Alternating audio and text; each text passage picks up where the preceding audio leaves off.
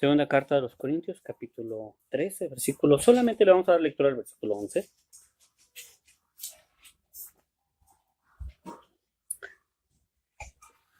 Dice así la palabra de Dios. Por lo demás, hermanos, tened gozo, perfeccionaos, consolaos, sed de un mismo sentir y vivir en paz. Y el Dios de paz y de amor estará con vosotros. En el transcurso de la semana una noticia llamó mi atención y la de mi esposa. Una pequeña de apenas 11 años desapareció en Ciudad Nezahualcóyotl, de donde somos originarios mi esposa y yo.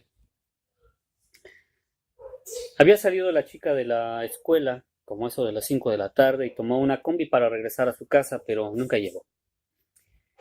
El día viernes se encontraron a la pequeña muerta en la parte delantera de la misma combi donde ella había subido. Había señales de violencia tanto física como sexual. La madre estaba angustiada. Clamaba por justicia, tanto de los hombres como de justicia divina. Era una mujer que había manifestado delante de las cámaras su fe en Dios. Manifestó que ella era cristiana y que confiaba en Dios. Y que ella confiaba más que en la justicia de los hombres, en la justicia de Dios. Quizá ella está enfrentando lo que pudiera ser uno de los más grandes tormentos y de los más grandes horrores que un padre puede vivir. Estos hechos hacen que la gente dude sobre Dios, sobre su bondad, sobre su misericordia, e incluso que dude sobre su existencia.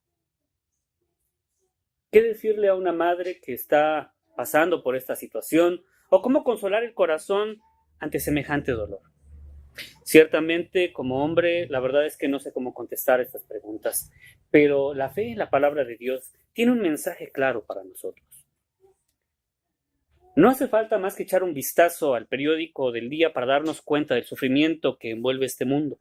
Hoy revisé los titulares y entre ellos encontré: deslave arrastra a militares en Guerrero, varios muertos. Exigen resolver crímenes contra periodistas, asesinatos. Atacante de Londres quería usar camión de 7.5 toneladas. Noticieros de la mañana, mediodía y de la noche hacen recuento de todos los males que pasan en el país y en el mundo. Ataques terroristas, asesinatos en las escuelas, cabezas encontradas en bolsas, asesinatos, balaceras, etc. Y viene a mi mente la pregunta: ¿esto es causado por Dios? Y la respuesta es obvia. Por supuesto que no. Todo esto es el resultado del pecado, de la maldad del hombre, que se destruye a sí mismo. No comprende que al provocar dolor a otro se lastima también a él.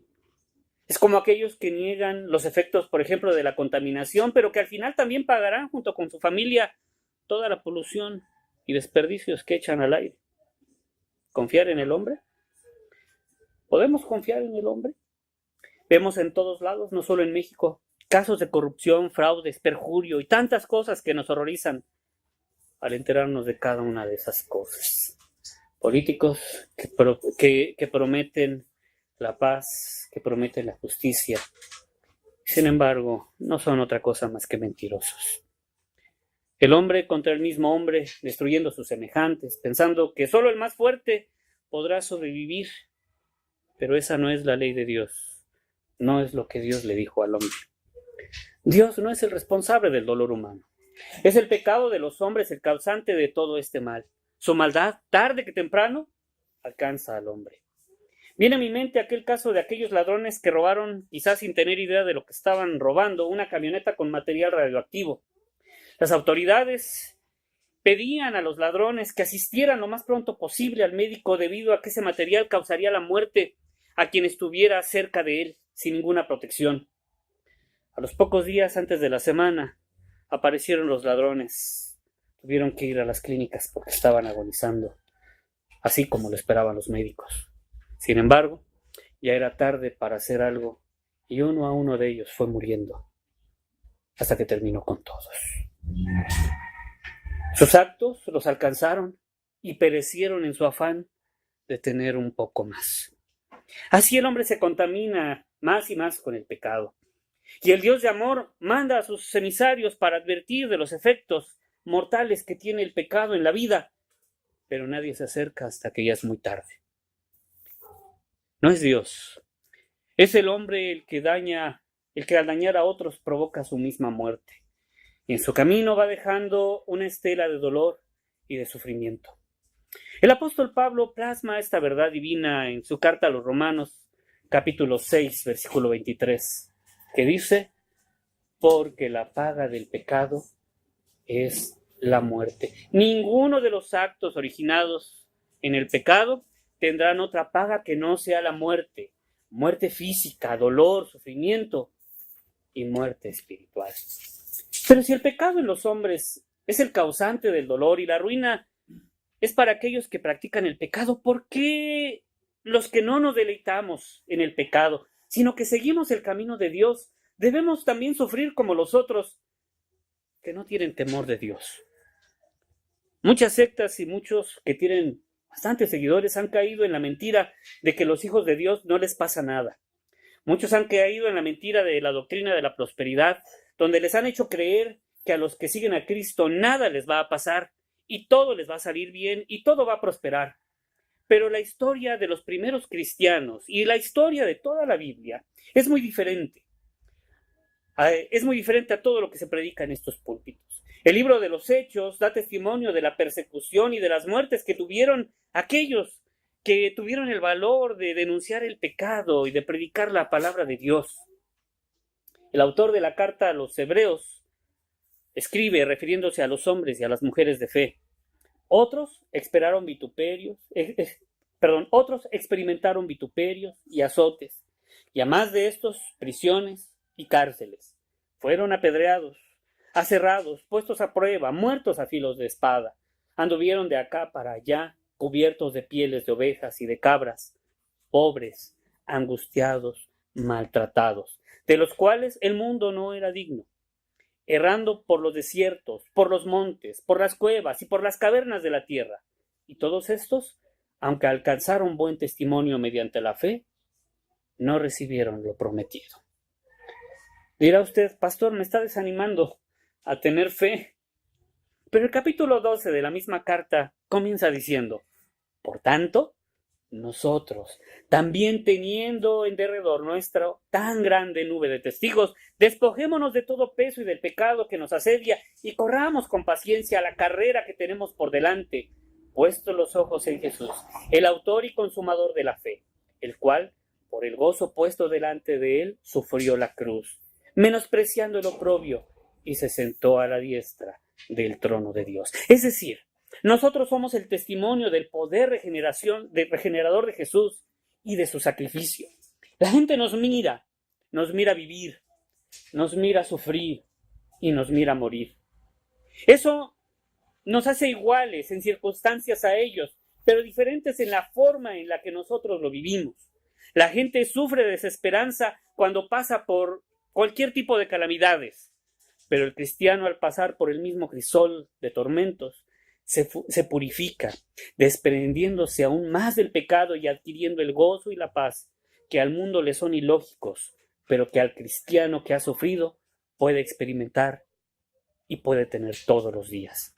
El cristiano no es una persona especial porque tenga un escudo alrededor que lo proteja de todas las calamidades. El cristiano es una persona especial porque ha descubierto que esas calamidades no las tiene que vivir solo, que tiene a quien clamar y que le responderá.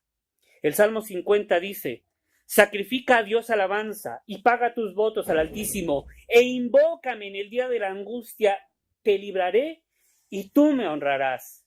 El cristiano tiene que echar mano de este recurso porque no está solo en ninguna de sus calamidades, porque puede invocar al nombre de Dios y Dios le va a librar de sus angustias. El Salmo 18:6 testifica David: en mi angustia invoqué a Jehová y clamé a mi Dios. Él oyó mi voz desde su templo y mi clamor llegó delante de él a sus oídos. Dios no es el responsable de los sufrimientos de nadie. ni de sus temores o de sus angustias. El hombre, al seguir el camino del pecado, forjó la miseria y el dolor que hoy vivimos. Nadie de los que estamos en este planeta somos inmunes a las consecuencias del pecado que como humanidad hemos permitido. Pero nos abre sus brazos y los extiende amorosos para que nos acerquemos a Él y dejemos esa carga y ese yugo y descansemos en Cristo. Hay un canto muy, muy antiguo que se llama El remedio de Dios y dice: cuando se ve en el mundo total los efectos del mal por doquier, cuando se ve que el hombre carnal sus vicios no puede dejar, cuando se ve la injusticia social que es la causa de tanto sufrir, cuando florece el prejuicio racial que es la flor infernal del error, cuando se sienten las garras del mal sin esperanza de cómo salir, cuando se fuma la flor natural, la mente, la vida a torcer. Entonces, el remedio de Dios es Cristo Jesús.